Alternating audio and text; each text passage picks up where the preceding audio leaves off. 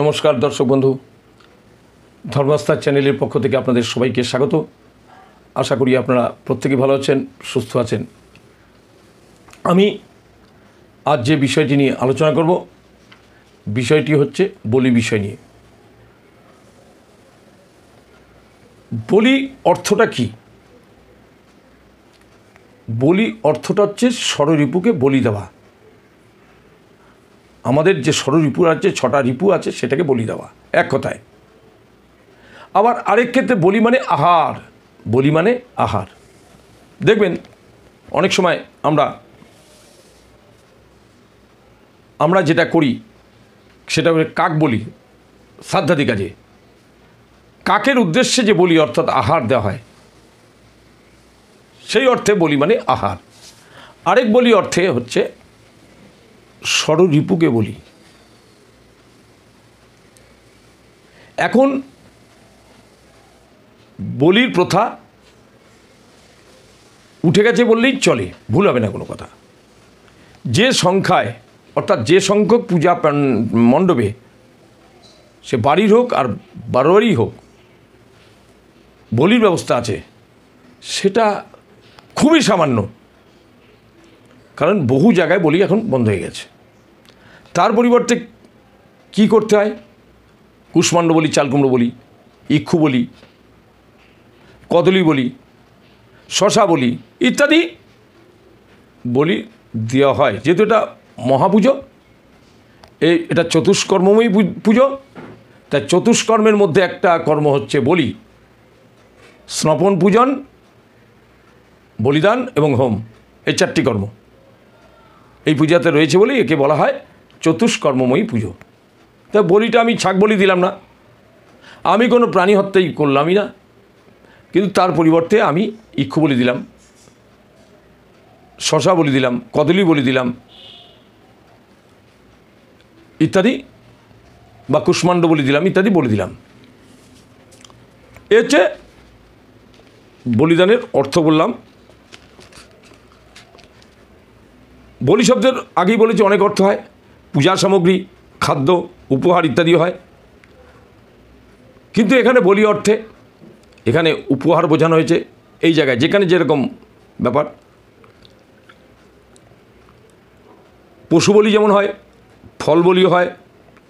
আবার পূজার উপকরণ দেবীকে উৎসর্গ করা, এটাও বলি। আবার ষড়রিপুগুলো দেবীর কাছে উৎসর্গ করা। আর ষড়রিপু কি? কাম, ক্রোধ, মোহ, লোভ, মদ, ঐশ্বর্য। কাম, ক্রোধ, মোহ, লোভ, মদ, ঐশ্বর্য। এই গেল বলি কথার অর্থ। তারপরটা কি আসবো? আমরা যে বলিটা দেব, যে খাড়াটা দিয়ে, সেটা কি মাপের হওয়া উচিত? মুষ্টিটা থাকবে 12 আঙ্গুল দীর্ঘ, 32 আঙ্গুল তার লম্বাটা দীর্ঘ, 12 আঙ্গুল থাকবে মুষ্টির জায়গাটা, তারপর 32 আঙ্গুল তার দীর্ঘ লম্বাটা, আর চওড়াটা হচ্ছে 6 আঙ্গুল। এটা হচ্ছে এরকম খাড়া হওয়াটাই শাস্ত্রোক্ত। এবং কোন দিকে বলি দেবো তারপরে আসছে, সকলের শেখার। যারা জানেন না তারা জেনে নিন। যিনি বলি দেবেন, যিনি ছেদনকারী অর্থাৎ উত্তরমুখ হয়ে বলি দেবেন, পূর্ব শিখা মস্তকে ছেদন করবেন। আমি যদি উত্তরমুখ হই, যিনি ছেদনকারী তিনি যদি উত্তরমুখে দাঁড়ান, তাহলে তার ছাগের শিরাটা অর্থাৎ মস্তকটা থাকবে পূর্ব দিকে। এই গেল। এবং যদি কোনো ছেদনকারী পূর্বমুখ হয়ে ছেদন করেন বা বলি দেন, পশুকে কি উত্তর দিকে শিরা রাখতে হবে, অর্থাৎ উত্তর দিকে মাথাটা রাখতে হবে উত্তর দিকে। এটা খেয়াল রাখবেন।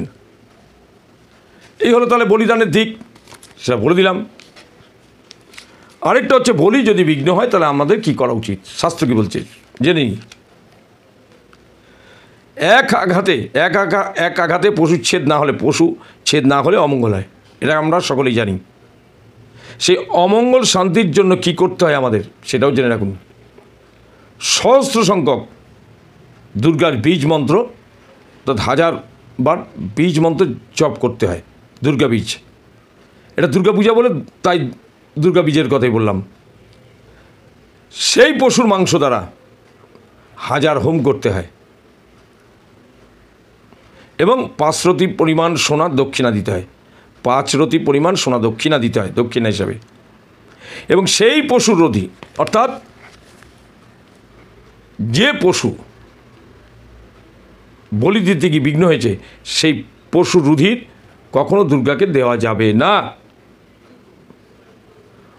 অন্য পরিবর্তে পশু বলিদান করে সেটা দেবীকে নিবেদন করতে হয়। বলে দিলাম। এবারে প্রশ্ন থাকতে পারে, সন্ধি পূজায় কি আলাদা স্বস্তিবাচন সংকল্প পাঠ করতে হয়?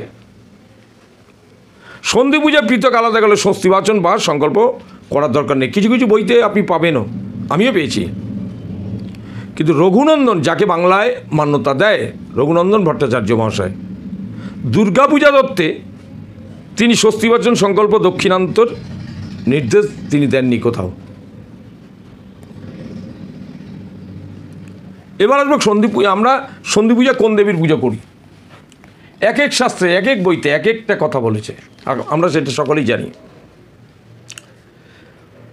অগ্নি গরুর পুরাণ, অগ্নিপুরাণ, লিঙ্গপুরাণ, নন্দীপুরাণ, নারদ পুরাণ, অষ্টমী যে সন্ধিতে, সন্ধি পূজা দুর্গাপূজার কথাই বলা হয়েছে। শাস্ত্র কি বলছে? অষ্টমী নবমৌ সন্ধৌ তৃতীয়া খলু কথ্যতে তত্র পূজ্যাত্যহং পুত্র যোগিনীগণ সংযুতা। এই যে শাস্ত্রে যে কথাটা উল্লেখ করলাম, অনেক পণ্ডিতরা বলে থাকেন সন্ধিক্ষণের চামুণ্ডা পূজা শাস্ত্রবিহিত নয়। কিন্তু কোনো কোনো বচনে, কোনো কোনো বাক্যে, কোনো কোনো জায়গায় সন্ধি পূজায় আবার চামুণ্ডা পূজা শাস্ত্রবিহিত এটা বলা হয়েছে। শাস্ত্রীয় প্রমাণ কি? সন্ধি যোগে তু চামুণ্ডা যোগিনী গণ সংযুক্তা বৃত্ত ষাট্টং ন কুর্বিত পূজনীয়া যথাবিধি। অতএব সন্ধি পূজায় দেবীর বা চামুণ্ডা যারই পুজো হোক না কেন, দুটোই শাস্ত্রসম্মত।